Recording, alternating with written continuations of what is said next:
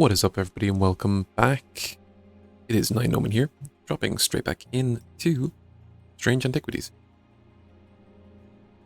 We are just after finishing up day 6 and moving on now to day 7, naturally enough. The main takeaway I took from the last run was I have a funny feeling we may actually be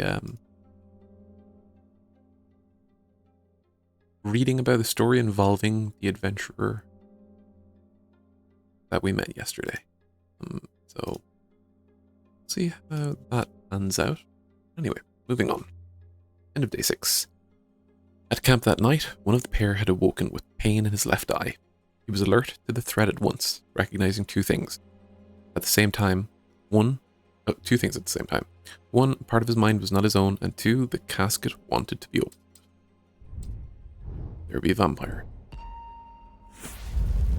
What is our card for today? Is that a person dancing? A statue pointing out to sea?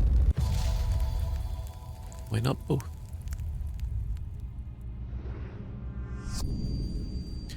The maiden in the tower points the way. I am buried among the trees. The maiden in the tower points the way. Okay. As we have established well at this stage. Get a clue? Find out what it points to. Do it first, otherwise you'll end up with somebody looking for something today that you do not have to give them. Maiden in the tower points the way. Greywick Farm, Horticulture, Barrows Church, Hospital, Wood, House, Boatyard, Stockside, Rock, the Old Jail, Museum of History, Spoken Word, Keystone Manor, Market Square, Twinnings, Town Hall, the Blacksmith's Guild, the Convent, Undermere Station, the Pit, Mossy Wood, Galfrey's Tower, number 22. 22. 23, 22. The maiden in the tower points the way. I am buried among the trees. Oop, no, come back.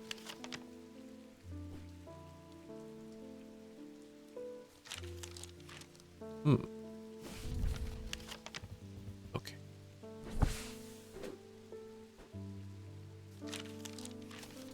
What am I doing wrong today? Okay, there we go. The maiden in the tower points the way. Galfrey's Tower. I climbed the narrow, winding stair to the top of the tower, and am rewarded with views across Lake Undermere. I'm not alone in the tower. Standing in the center of the circular platform is a statue of a young woman, the maiden. Her outstretched arm points due east across the rooftops of Undermere and beyond. Due east.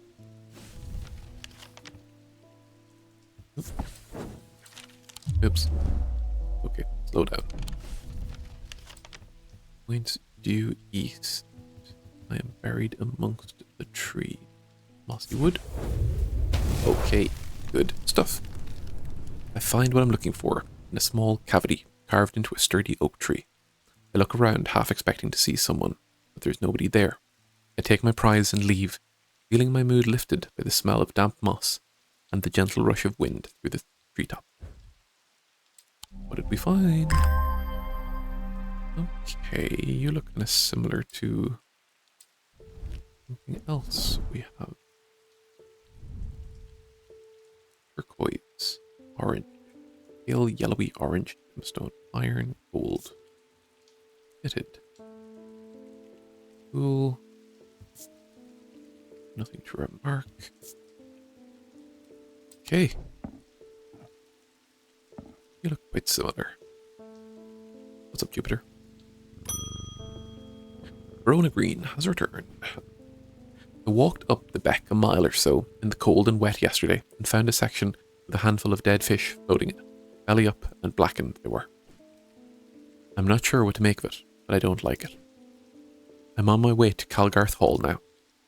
I spoke to Dr. Robertson earlier, and she said the two women they found there are still in the same state as the others, in a trance and eyes all black. Before I go, Anna Bryant asked me to drop this off. Letter. What do we have here? When we were kids, we used to explore an abandoned house on the lakefront. We'd take a boat out to the northern tip of Naylor's Island and row across from there. You know the one I'm talking about, second from the left in the row of 4. I found myself outside its door 3 days ago, and I went inside for old time's sake. I wish I hadn't. It always had an ominous feel to it. It has taken me the last 3 days to summon the courage to write this letter, but I think it's better you see for yourself what's out there. Yours in faith, Anna Bryant. What is that about? Okay, bring that back. Let's see. We used to explore an abandoned house on the lakefront. We'd take a boat out to the northern tip of Naylor's Island and row across from there. You know the one I'm talking about. Second from the left in the row of 4. 1, 2, 3, 4. Second from the left. I don't know exactly what I was expecting to find. Anna's letter was quite vague after all, but I certainly wasn't prepared for this. In an alcove of the house, peering out through loose mortar and crumbling brick, is a macabre shrine of sorts. The skull of a stag is mounted above the opening, its antlers smeared with a dark red substance, and large melted candles pool out onto the wooden floor on either side. What are you guys up to? In the center of the altar, there's a small iron chest, rusted and fused to the floor. It's clear that it has been here for a long time.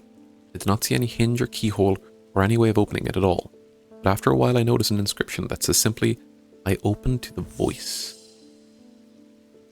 Huh. I open to the voice.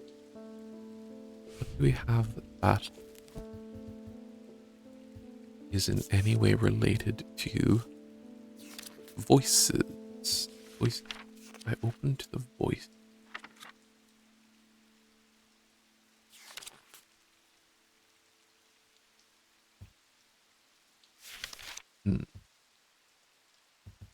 Anything to do with a voice. Ecumenical, comprehension, Aries, binding seed, purifier, warder.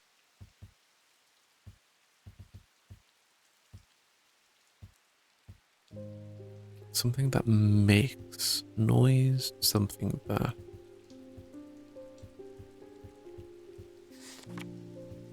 is in any way related to voices. There's a small iron chest. The deer skull is interesting because that would make me think of the stuff to do with Cernunnos. Back one. I have Lead Heart. Voice of Cernunnos. Okay, let's see what this is. Voice of Cernunnos. The name of Voice of Cernunnos is used to refer to any bronze torque that has certain imbued properties. With skill, such an item can be used to read the patterns of nature that are otherwise hidden to us. Cernunnos is a pagan god of the forest and nature, typically depicted as a man with the antlers of a stag and often wearing or holding a torque. But we have seen this before. This one. I open to the voice. Let's give it a go. Oh, okay, cool. The chest opens to reveal a golden totem. Can't imagine who would have stashed it here or why, but it doesn't look like they're coming back for it anytime soon. It is much less ominous than I expected. Gold. Light pink gemstone. Warm and smooth. Dark. Okay. What do we think you are? I don't know. For now, we will press on. Lester Crowley. I apologize if this inquisition is an imposition to your disposition. Of course. It is not my intention to bring to your attention. It is not my intention to bring to your attention a matter of contention. I have an inclination to perform an incantation of flirtation. For your part, a leaden heart of the Thaumic art. Why do you remind me of the dude from the Ice Cream Man horror movies? Leaden heart. These items depict the god. Oh. Interesting.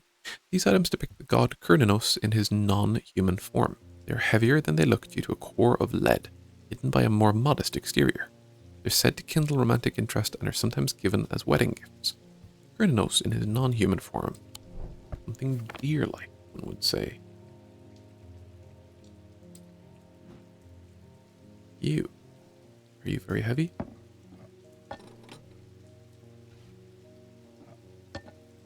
Yes.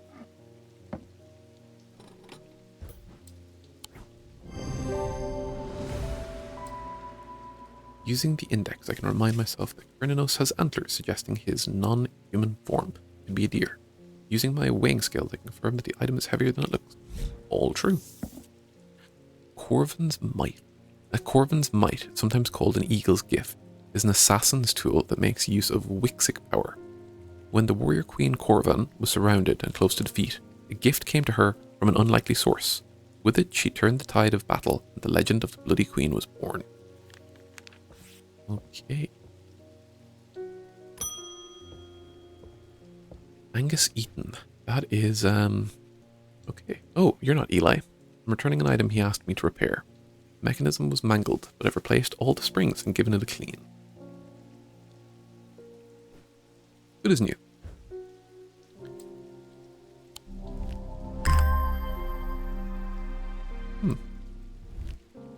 You don't look immediately like... You look like you click into something. Let's have a look and see if we can find anywhere. I've nothing to remark. Smooth. Ooh. Oh! This is unexpected. Okay, yes, you have to. I will find what you click into soon. Gold. Black gemstone. Do you...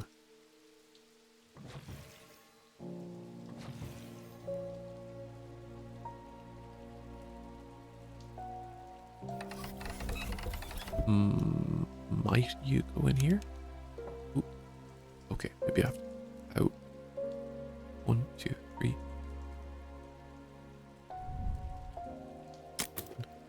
2, 3, 4.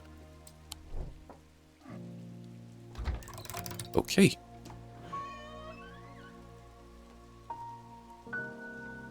Another, ooh, on curses. Okay. And what are you? Okay, you can go away. Oops. Not put something inside of you. I'm supposed to do that. And put you down here. It's some kind of green organic material. Wood. Hard. Thin and delicate. It sounds hollow when tapped. Nothing to remark. Very odd. Very odd indeed. What are you here for now?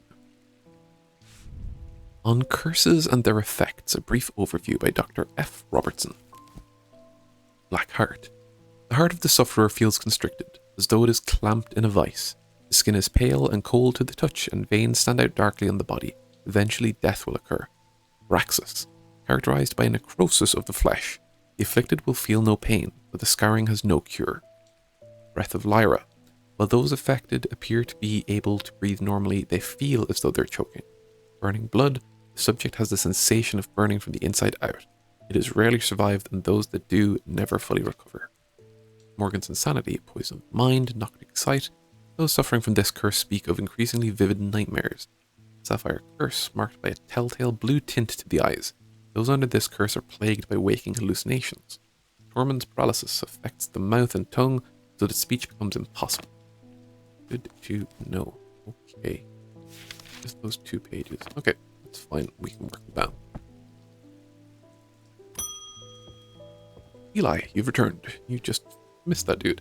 It wasn't my intention to leave you unattended for this long, but I'm afraid that I'm going to need to rely on you for a little longer. Cool with me, bro. The Order of the Black Veil seemed more concerned by the ravens than the black-eyed state that Mr. Hungerford was found in. They said that it would take a very powerful force indeed to upset them like that. Unfortunately, they either weren't able or weren't willing to talk any further on the subject. I was hoping to avoid it, but I must go to Oxford and the Bodleian Library. I'll be gone for a few days at least, perhaps longer. You seem to be handling yourself well here. I do not see eye to eye with the head of the collection at the Bodleian, but I do know that he takes an interest in horticulture. I'll take him a Scythian charm to smooth things over between us. Scythian charm.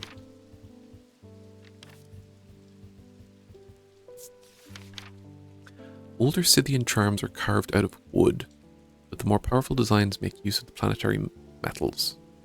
No two are identical.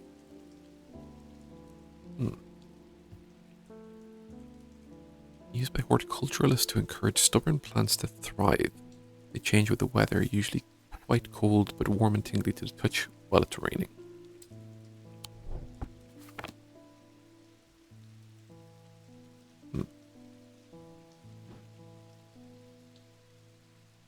It is raining right now. That didn't give me... Carved out of wood. The more powerful designs make use of the planetary metals. No two are identical.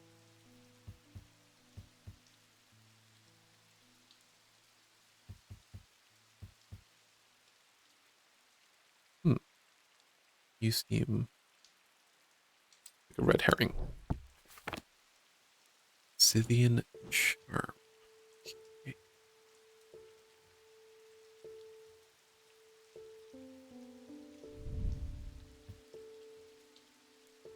Heart feels lighter. Something that feels warm.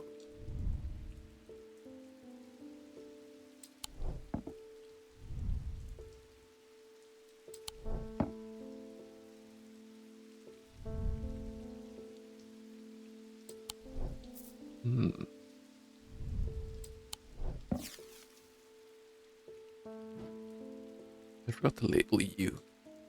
You again. Allows the data list link. Yeah. Data list. Oops.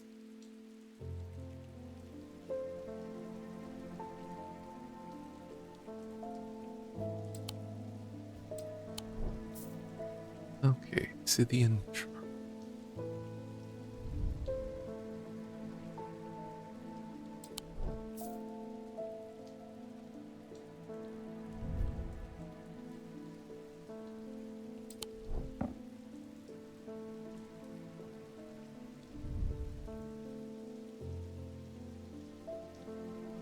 Note those are the runes for protection, so at some stage that's going to come into play.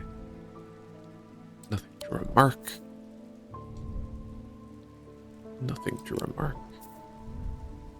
We can prove everything, nothing to remark.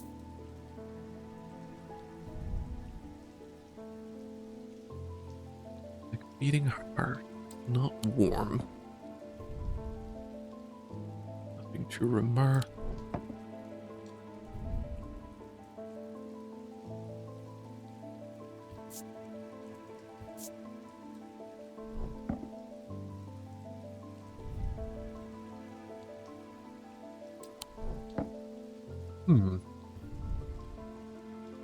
Green gemstone, dark wood, perhaps you. Nothing to remark.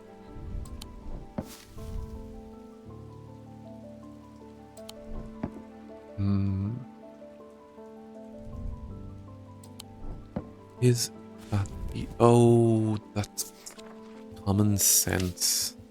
Scythian charm. Hot. Has to be a pot.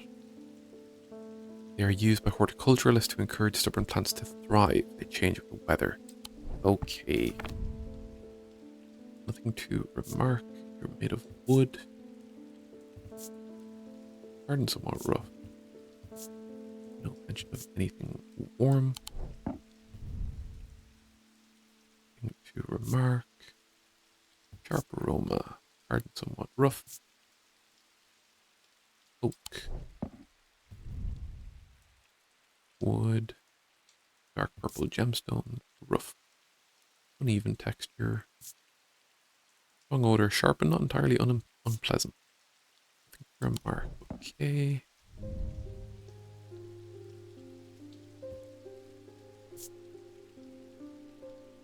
Eggs, cool and smooth, gold and porcelain. Any other vessels?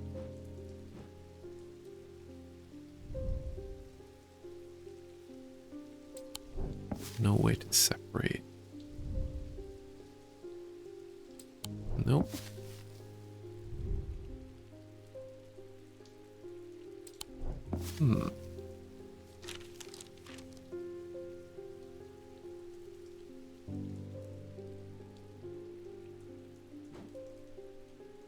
Obsidian charm.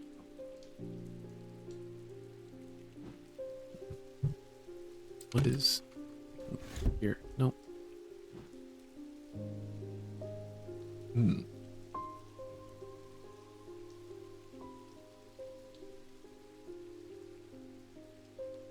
That is quite a conundrum.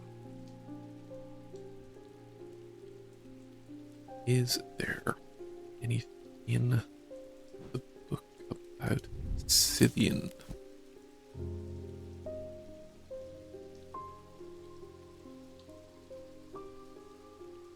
No.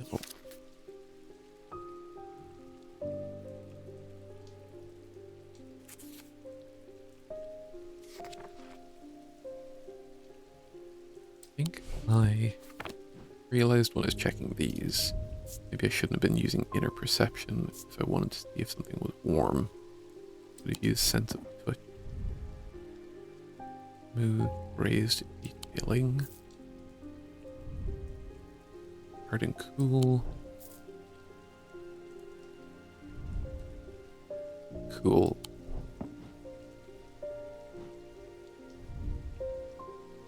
Warm. Okay.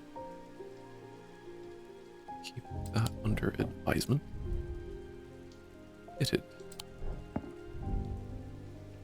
Cool. Raised detailing. Cool, cold. You know what you are. Warm and vibrating with energy. Gold, silver, both are planetary metals. Warm, nothing to remark. And you do have kind of a nature vibe to you. Is there anything hidden in here?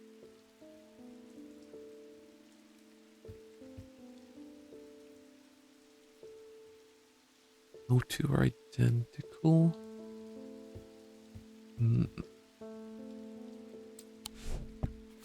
Oh, we'll give it a go. Give it up. Okay, lucky. The item is made of gold and silver, planetary metals. Leaves hint at a horticultural use of the item. Closer inspection reveals the item vibrates in the wet weather. Scythian charm. Diverging hook. Diverging hook is a way to carve thoughts in the mind of another. If done with skill, the third party may have no realization that the thought was ever there at all. But it is all too easy to leave a mind in disarray. Even when approached with care, the unanchored thoughts are easy to lose track of. They have a single gemstone from each of the 3 thalmic branches. Could be one of these two. This was a Scythian charm. I always forget. Scythian. Oop.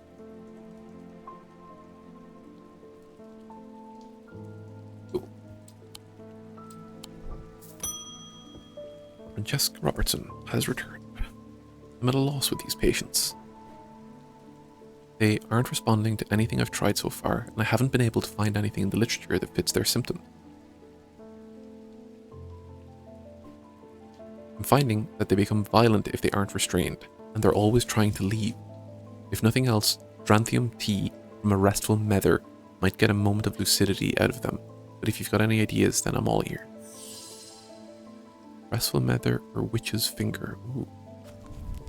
Okay, what are the results? I feel like this will have a knock-on effect. Restful Mether.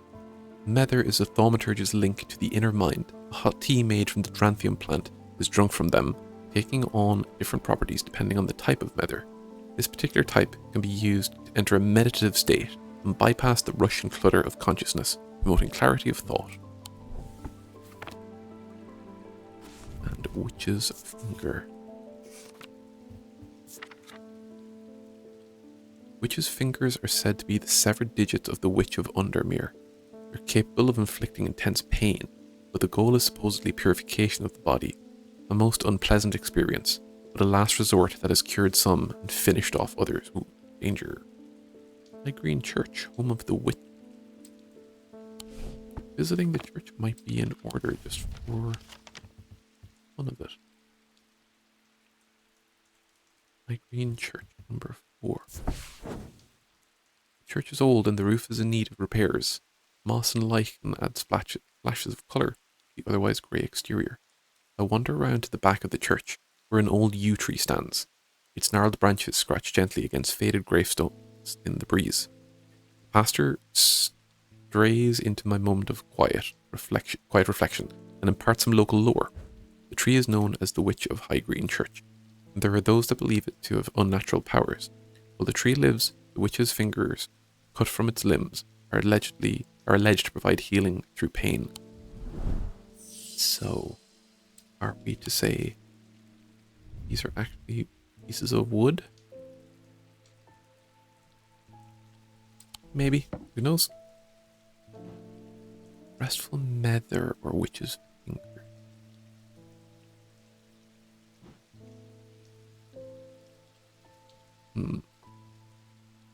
I think the Witch's Fingers is just too dodgy. We don't know enough about their situation to risk killing them with one of these. I think one of these might be more useful. Let's see. Nothing to remark. What are they? Dark purple gemstone. What is a dark purple gemstone? Stone of containment. Or calming stone of peace and safety. That is a dangerous balance. Which one do we think they are?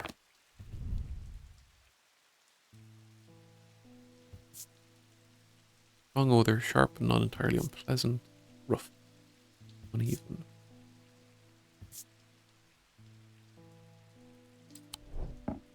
And what about you? Sharp. Nothing of note.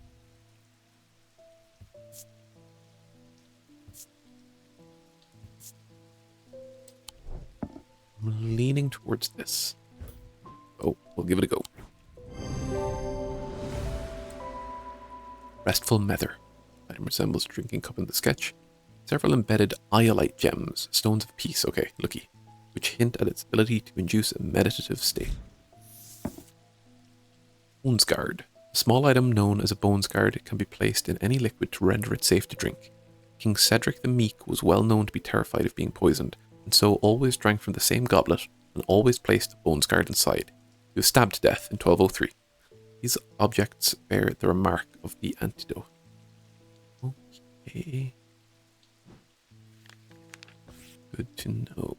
It was a Restful Mether.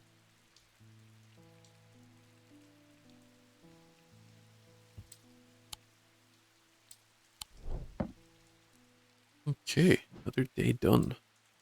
Good cat.